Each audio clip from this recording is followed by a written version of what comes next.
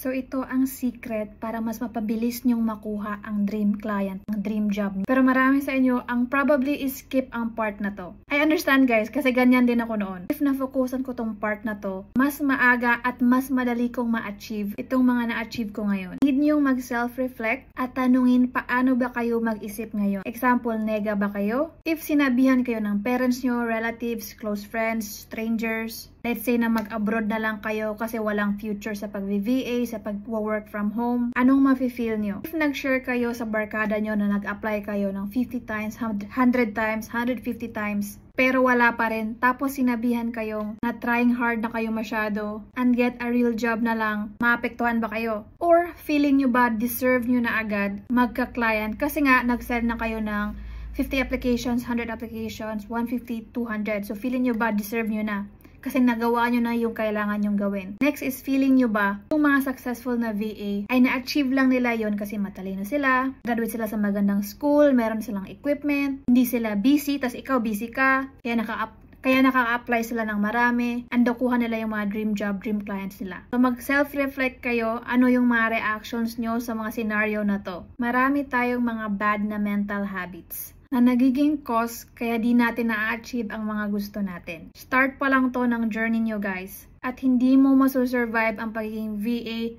long term, hindi strong ang mindset mo. Yung pag walang nagre-reply, ay isipin mo agad na bobo ka instead na mag-analyze. Aralin at i-improve kung anong kailangan i-improve. At i-improve yung application strategy mo. Or baka marami ka namang interview pero hindi ka nakakapasa. Bakit kaya? Or nakaka-reach ka talaga ng final interview tapos nakakuha ng offer pero hindi ka satisfied always sa offer. Baka negotiation issue yan. Or baka hindi mo alam yung gusto mo at basta ka na lang mag-oo kahit hindi mo naman gusto. Isa pa to, yung sobrang concern ka sa anong sinasabi ng iba at gusto mong intindihin kanila. Hindi mo makakontrol yung ibang tao. Huwag mong maging goal na maintindihan kanila. Hindi, wala. Erase mo yan kasi hindi ka nila maintindihan. Kung maintindihan man, good. Huwag na huwag kang mag-focus dyan na maintindihan kanila. Maiintindihan lang nila yan pag meron ka ng results. Like for example, nakakabili ka na ng mga gadget, nakaka-eat out ka na, meron ng tangible, may bahay, may sasakyan. Pero wag ka rin mayabang ha, yung parang yung goal mo para ipamukha sa nila, hindi ganon.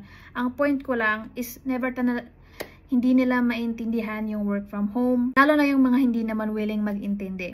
Kasi hindi mahirap kausap yung mga yan. If entitled kayo, yung feeling nyo, deserve nyo na magka-client. Kasi let's say, nakaabot kayo sa final interview, naka-assessment, naka-test task, ang dami nyo nang na-invest. Tapos feeling nyo, magagalit kayo kasi sinayang nila yung oras nyo.